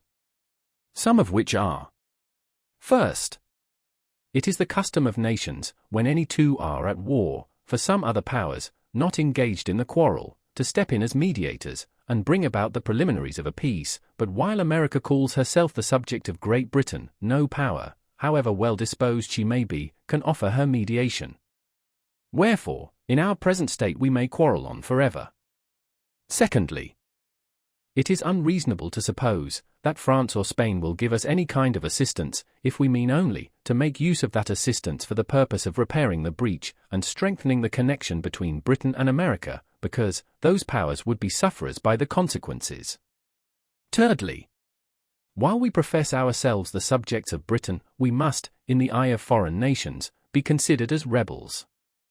The precedent is somewhat dangerous to their peace, for men to be in arms under the name of subjects. We, on the spot, can solve the paradox, but to unite resistance and subjection requires an idea much too refined for common understanding. Fourthly, were a manifesto to be published and dispatched to foreign courts, setting forth the miseries we have endured and the peaceable methods we have ineffectually used for redress, declaring, at the same time, that not being able, any longer, to live happily or safely under the cruel disposition of the British court, we had been driven to the necessity of breaking off all connections with her, at the same time, assuring all such courts of our peaceable disposition towards them, and of our desire of entering into trade with them. Such a memorial would produce more good effects to this continent than if a ship were freighted with petitions to Britain. Under our present denomination of British subjects, we can neither be received nor heard abroad. The custom of all courts is against us, and will be so, until, by an independence, we take rank with other nations.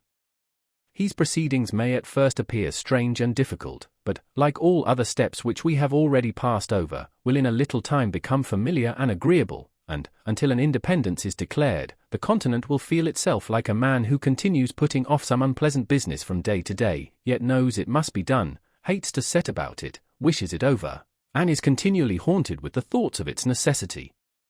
Appendix. Since the publication of the first edition of this pamphlet, or rather, on the same day on which it came out, the King's Speech made its appearance in this city. Had the spirit of prophecy directed the birth of this production, it could not have brought it forth at a more seasonable juncture, or a more necessary time. The bloody-mindedness of the one showed the necessity of pursuing the doctrine of the other. Men read by way of revenge. And the speech, instead of terrifying, prepared a way for the manly principles of independence. Ceremony, and even silence, from whatever motive they may arise, have a hurtful tendency when they give the least degree of countenance to base and wicked performances. Wherefore, if this maxim be admitted, it naturally follows that the King's Speech, as being a piece of finished villainy, deserved, and still deserves, a general execration both by the Congress and the people. Yet, as the domestic tranquillity of a nation depends greatly on the chastity of what may properly be called national manners, it is often better to pass some things over in silent disdain than to make use of such new methods of dislike as might introduce the least innovation on that guardian of our peace and safety. And, perhaps, it is chiefly owing to this prudent delicacy that the King's Speech, if not, before now, suffered a public execution. The speech, if it may be called one, is nothing better than a wilful audacious libel against the truth, the common good, and the existence of mankind, and is a formal and pompous method of offering up human sacrifices to the pride of tyrants. But this general massacre of mankind is one of the privileges, and the certain consequence of kings, for as nature knows them not, they know not her, and although they are beings of our own creating, they know not us, and are become the gods of their creators. The speech hath one good quality, which is, that it is not calculated to deceive, neither can we, even if we would, be deceived by it. Brutality and tyranny appear on the face of it.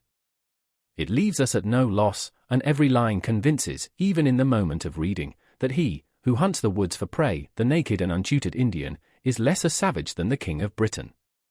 Sir John Dalrymple, the putative father of a whining Jesuitical piece, fallaciously called The Address of the People of England to the Inhabitants of America, perhaps, from a vain supposition, that the people here were to be frightened at the pomp and description of a king, given, though very unwisely on his part, the real character of the present one. But says this writer, if you are inclined to pay compliments to an administration, which we do not complain of, meaning the Marquis of Rockingham's at the repeal of the Stamp Act, it is very unfair in you to withhold them from that prince, by whose nod alone they were permitted to do anything. This is Toryism with a witness.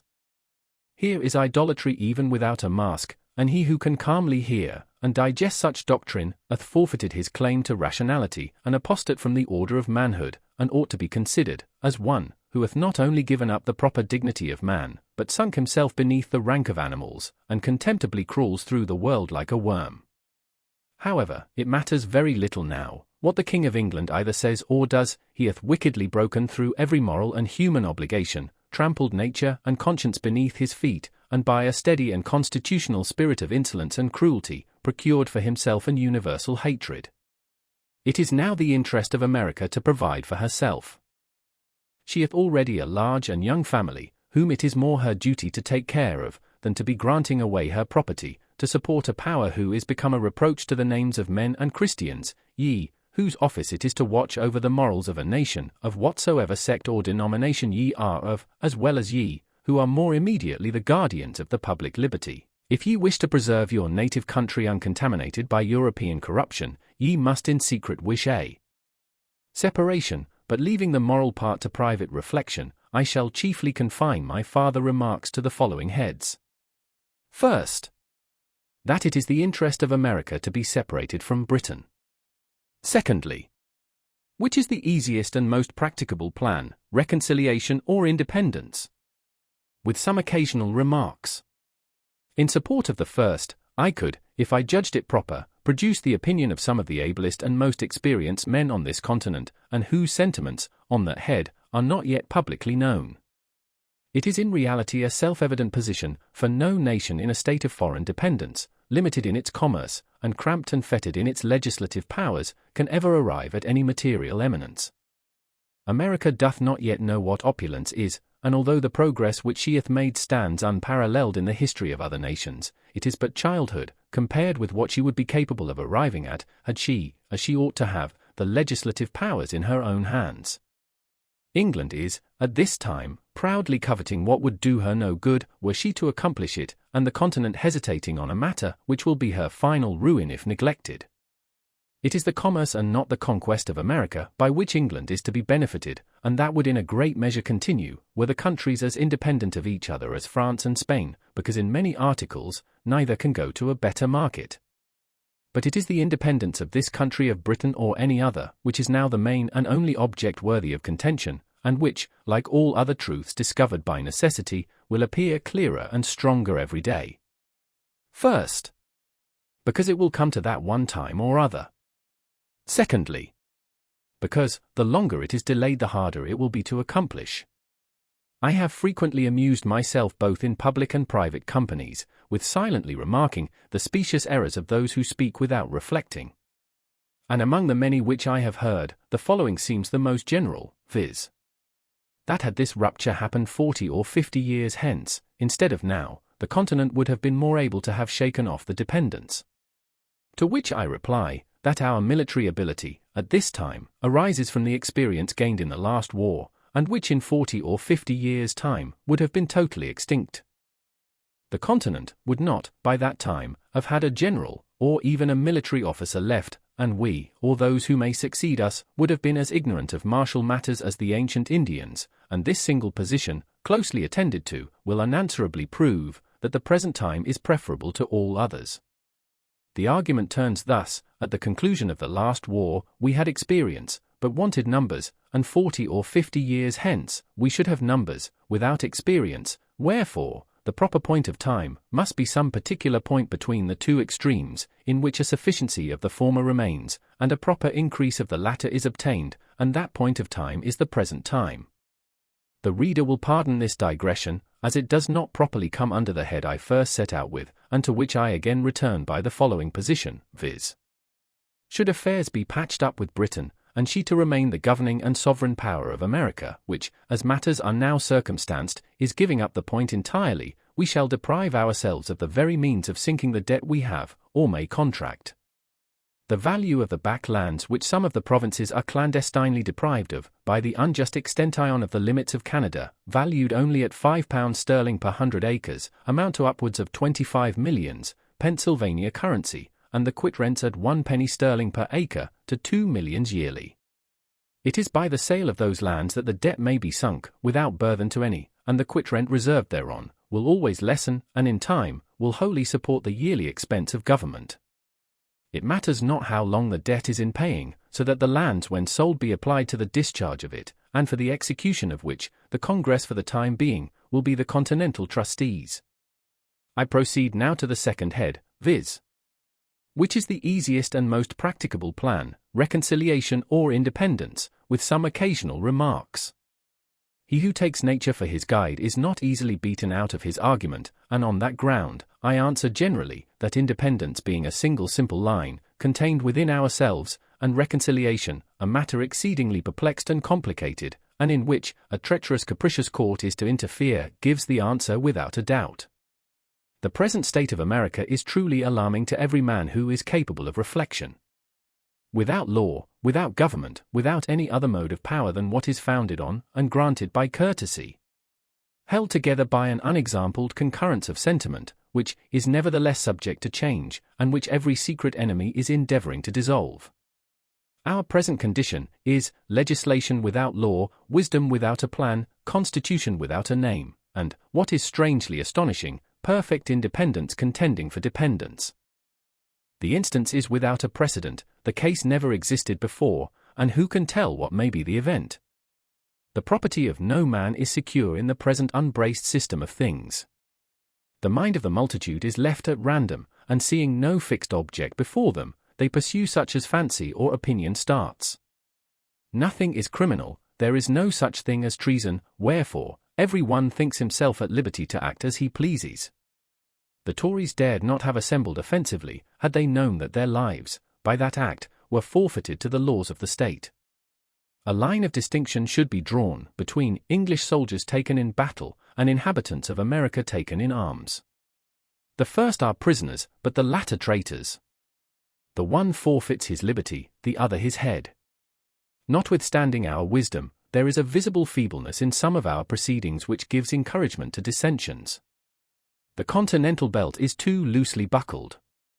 And if something is not done in time, it will be too late to do anything, and we shall fall into a state in which neither reconciliation nor independence will be practicable.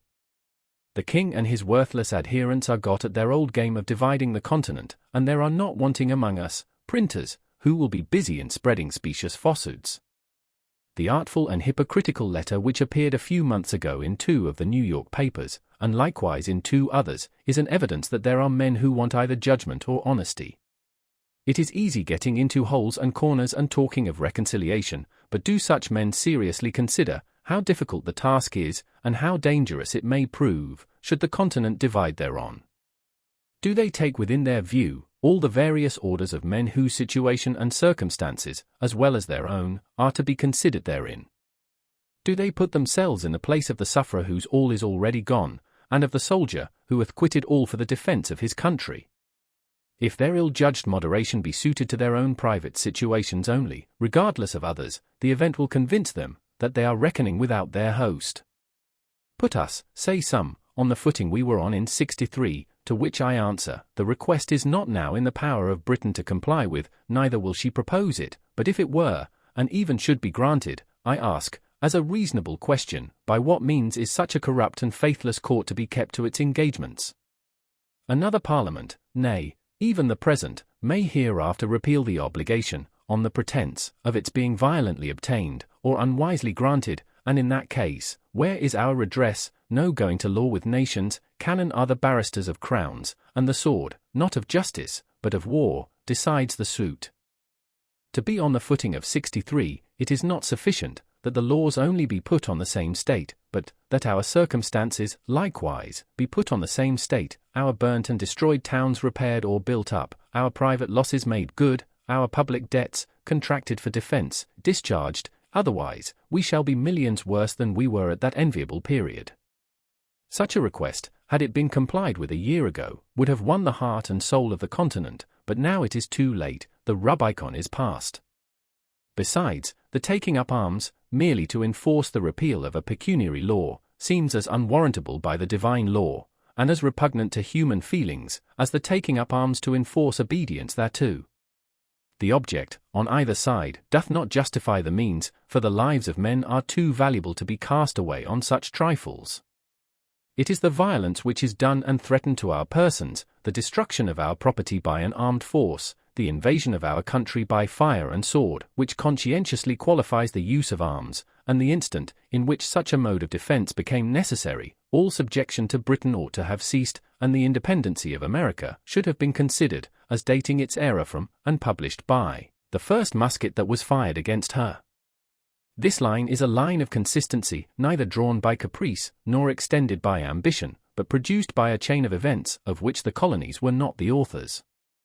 I shall conclude these remarks with the following timely and well-intended hints. We ought to reflect that there are three different ways by which an independency may hereafter be effected, and that one of those three will one day or other be the fate of America, viz. By the legal voice of the people in Congress, by a military power, or by a mob. It may not always happen that our soldiers are citizens, and the multitude a body of reasonable men. Virtue, as I have already remarked, is not hereditary, neither is it perpetual. Should an independency be brought about by the first of those means, we have every opportunity and every encouragement before us to form the noblest, purest constitution on the face of the earth. We have it in our power to begin the world over again. A situation similar to the present hath not happened since the days of Noah until now. The birthday of a new world is at hand, and a race of men, perhaps as numerous as all Europe contains, are to receive their portion of freedom from the event of a few months. The reflection is awful, and in this point of view, how trifling, how ridiculous, do the little, paltry cavillings of a few weak or interested men appear, when weighed against the business of a world. Should we neglect the present favourable and inviting period, and an independence be hereafter effected by any other means, we must charge the consequence to ourselves, or to those rather, whose narrow and prejudiced souls are habitually opposing the measure, without either inquiring or reflecting. There are reasons to be given in support of independence, which men should rather privately think of, than be publicly told of. We ought not now to be debating whether we shall be independent or not, but anxious to accomplish it on a firm, secure, and honourable basis, and uneasy rather that it is not yet began upon. Every day convinces us of its necessity. Even the Tories, if such beings yet remain among us, should, of all men, be the most solicitous to promote it, for, as the appointment of committees at first protected them from popular rage, so a wise and well-established form of government will be the only certain means of continuing it securely to them. Wherefore, if they have not virtue enough to be Whigs, they ought to have prudence enough to wish for independence. In short, independence is the only bond that can tie and keep us together. We shall then see our object, and our ears will be legally shut against the schemes of an intriguing, as well as a cruel enemy. We shall then, too, be on a proper footing to treat with Britain, for there is reason to conclude that the pride of that court will be less hurt by treating with the American states for terms of peace, than with those, whom she denominates rebellious subjects, for terms of accommodation. It is our delaying it that encourages her to hope for conquest, and our backwardness tends only to prolong the war. As we have, without any good effect therefrom, withheld our trade to obtain a redress of our grievances, let us now try the alternative, by independently redressing them ourselves, and then offering to open the trade. The mercantile and reasonable part in England will be still with us, because peace with trade is preferable to war without it. And if this offer be not accepted, other courts may be applied to. On these grounds I rest the matter. And as no offer hath yet been made to refute the doctrine contained in the former editions of this pamphlet, it is a negative proof that either the doctrine cannot be refuted, or that the party in favour of it are too numerous to be opposed. Wherefore, instead of gazing at each other with suspicious or doubtful curiosity, let each of us hold out to his neighbour the hearty hand of friendship, and unite in drawing a line, which, like an act of oblivion, shall bury in forgetfulness every former dissension. Let the names of Whig and Tory be extinct, and let none other be heard among us than those of a good citizen, an open and resolute friend, and a virtuous supporter of the rights of mankind and of the free and independent states of America. To the representatives of the religious society of the people called Quakers, or to so many of them as were concerned in publishing the late piece, entitled The Ancient Testimony and Principles of the People called Quakers Renewed, with respect to the King and Government, and touching the commotions now prevailing in these and other parts of America, addressed to the people in general. The writer of this is one of those few who never dishonours religion either by ridiculing or cavilling at any denomination whatsoever. To God, and not to man, are all men accountable on the score of religion.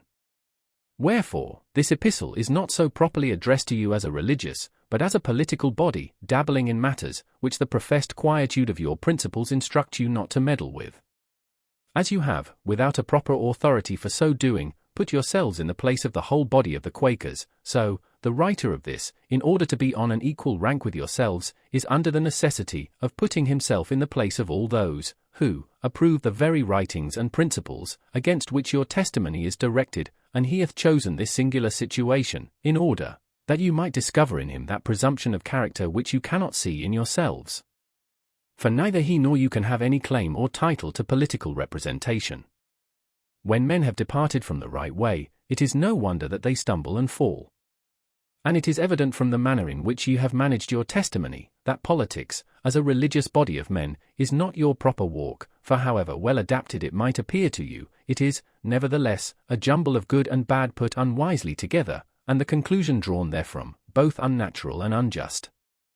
The 2 first pages, and the whole doth not make for, we give you credit for, and expect the same civility from you, because the love and desire of peace is not confined to Quakerism, it is the natural, as well the religious wish of all denominations of men. And on this ground, as men laboring to establish an independent constitution of our own, do we exceed all others in our hope, end, and aim. Our plan is peace forever. We are tired of contention with Britain, and can see no real end to it but in a final separation. We act consistently, because for the sake of introducing an endless and uninterrupted peace, do we bear the evils and burthens of the present day. We are endeavoring, and will steadily continue to endeavor, to separate and dissolve a connection which hath already filled our land with blood, and which, while the name of it remains, will be the fatal cause of future mischiefs to both countries. We fight neither for revenge nor conquest, neither from pride nor passion, we are not insulting the world with our fleets and armies, nor ravaging the globe for plunder. Beneath the shade of our own vines are we attacked, in our own houses, and on our own lands, is the violence committed against us. We view our enemies in the character of highwaymen and housebreakers, and having no defense for ourselves in the civil law, are obliged to punish them by the military one, and apply the sword, in the very case, where you have before now applied the halter. Perhaps we feel for the ruined and insulted sufferers in all and every part of the continent, with a degree of tenderness which hath not yet made its way into some of your bosoms. But be ye sure that ye mistake not the cause and ground of your testimony. Call not coldness of soul, religion, nor put the bigot in the place of the Christian. O ye partial ministers of your own acknowledged principles! If the bearing arms be sinful, the first going to war must be more so, by all the difference between wilful attack and unavoidable defense. Wherefore, if ye really preach from conscience, and mean not to make a political hobbyhorse of your religion, convince the world thereof, by proclaiming your doctrine to our enemies, for they likewise bear arms. Give us proof of your sincerity by publishing it at St. James's, to the commanders-in-chief at Boston, to the admirals and captains who are piratically ravaging our coasts, and to all the murdering miscreants who are acting in authority under him whom ye profess to serve. Had ye the honest soul of Berkeley to the power of one, ye would preach repentance to your king, ye would tell the royal wretch his sins, and warn him of eternal ruin. Ye would not spend your partial invectives against the injured and the insulted only, but, like faithful ministers, would cry aloud and spare none. Say not that ye are persecuted, neither endeavor to make us the authors of that reproach, which ye are bringing upon yourselves, for we testify unto all men, that we do not complain against you because ye are Quakers, but because ye pretend to be and are not Quakers. Thou hast tasted of prosperity and adversity, thou knowest what it is to be banished thy native country, to be overruled as well as to rule, and set upon the throne, and being oppressed thou hast reason to know how hateful the oppressor is both to God and man, if after all these warnings and advertisements, thou dost not turn unto the Lord with all thy heart, but forget him who remembered thee in thy distress, and give up thyself to follow lust and vanity, surely great will be thy condemnation. Against which snare, as well as the temptation of those who may or do feed thee, and prompt thee to evil, the most excellent and prevalent remedy will be, to apply thyself to that light of Christ which shineth in thy conscience, and which neither can, nor will flatter thee, nor suffer thee to be at ease in thy sins. Berkeley's Address to Charles II. Alas! It seems by the particular tendency of some part of your testimony, and other parts of your conduct, as if all sin was reduced to, and comprehended in, the act of bearing arms, and that by the people only. ye appear to us to have mistaken party for conscience, because the general tenor of your actions wants uniformity, and it is exceedingly difficult to us to give credit to many of your pretended scruples, because we see them made by the same men, who, in the very instant that they are exclaiming against the mammon of this world, are nevertheless hunting after it with a step as steady as time, and an appetite as keen as death. The quotation which ye have made from Proverbs, in the 3rd page of your testimony, that, when a man's ways please the Lord, he maketh even his enemies to be at peace with him, is very unwisely chosen on your part, because it amounts to a proof that the king's ways, whom ye are desirous of supporting, do not please the Lord, otherwise his reign would be in peace. I now proceed to the latter part of your testimony, and that, for which all the foregoing seems only an introduction, viz. It hath ever been our judgment and principle, since we were called to profess the light of Christ Jesus, manifested in our consciences unto this day, that the setting up and putting down kings and governments is God's peculiar prerogative, for causes best known to himself, and that it is not our business to have any hand or contrivance therein, nor to be busybodies above our station, much less to plot and contrive the ruin, or overturn of any of them, but to pray for the king, and safety of our nation, and good of all men, that we may live a peaceable and quiet life, in all godliness and honesty, under the government which God is pleased to set over us. If these are really your principles, why do ye not abide by them? Why do ye not leave that, which ye call God's work, to be managed by himself? These very principles instruct you to wait with patience and humility, for the event of all public measures, and to receive that event as the divine will towards you. Wherefore, what occasion is there for your political testimony if you fully believe what it contains, and the very publishing it proves, that either ye do not believe what ye profess, or have not virtue enough to practice what ye believe? The principles of Quakerism have a direct tendency to make a man the quiet and inoffensive subject of any, and every government which is set over him. And if the setting up and putting down of kings and governments is God's peculiar prerogative, he most certainly will not be robbed thereof by us, wherefore, the principle itself leads you to approve of everything, which ever happened, or may happen to kings as being his work.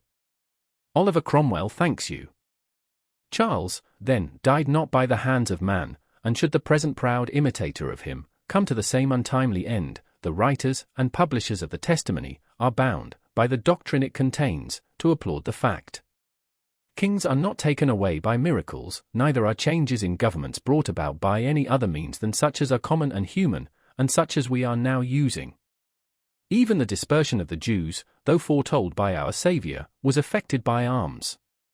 Wherefore, as ye refuse to be the means on one side, ye ought not to be meddlers on the other, but to wait the issue in silence, and unless ye can produce divine authority, to prove that the Almighty who hath created and placed this new world, at the greatest distance it could possibly stand, east and west, from every part of the old, doth, nevertheless, disapprove of its being independent of the corrupt and abandoned court of Britain. Unless I say, ye can show this, how can ye on the ground of your principles justify the exciting and stirring up the people firmly to unite in the abhorrence of all such writings and measures, as evidence a desire and design to break off the happy connection we have hitherto enjoyed with the kingdom of Great Britain, and our just and necessary subordination to the king, and those who are lawfully placed in authority under him? What a slap of the face is here! The men, who in the very paragraph before, have quietly and passively resigned up the ordering, altering, and disposal of kings and governments into the hands of God, are now recalling their principles and putting in for a share of the business. Is it possible that the conclusion, which is here justly quoted, can any ways follow from the doctrine laid down? The inconsistency is too glaring not to be seen, the absurdity too great not to be laughed at, and such as could only have been made by those whose understandings were darkened by the narrow and crabby spirit of a despairing political party, for ye are not to be considered as the whole body of the Quakers but only as a factional and fractional part thereof. Here ends the examination of your testimony, which I call upon no man to abhor, as ye have done, but only to read and judge of fairly winking Smiley, to which I subjoin the following remark, that the setting up and putting down of kings most certainly mean the making him a king who is yet not so, and the making him no king who is already one. And pray what hath this to do in the present case? We neither mean to set up nor to put down, neither to make nor to unmake, but to have nothing to do with them. Wherefore, your testimony in whatever light it is viewed serves only to dishonour your judgment, and for many other reasons had better have been let alone than published. First, because it tends to the decrease and reproach of all religion whatever, and is of the utmost danger to society, to make it a party in political disputes. Secondly, because it exhibits a body of men, numbers of whom disavow the publishing political testimonies, as being concerned therein and approvers thereof. Thirdly, because it hath a tendency to undo that continental harmony and friendship which yourselves by your late liberal and charitable donations hath lent a hand to establish, and the preservation of which is of the utmost consequence to us all. And here without anger or resentment I bid you farewell, sincerely wishing, that as men and Christians, ye may always fully and uninterruptedly enjoy every civil and religious right, and be, in your turn, the means of securing it to others, but that the example which ye have unwisely set, of mingling religion with politics, may be disavowed and reprobated by every inhabitant of America.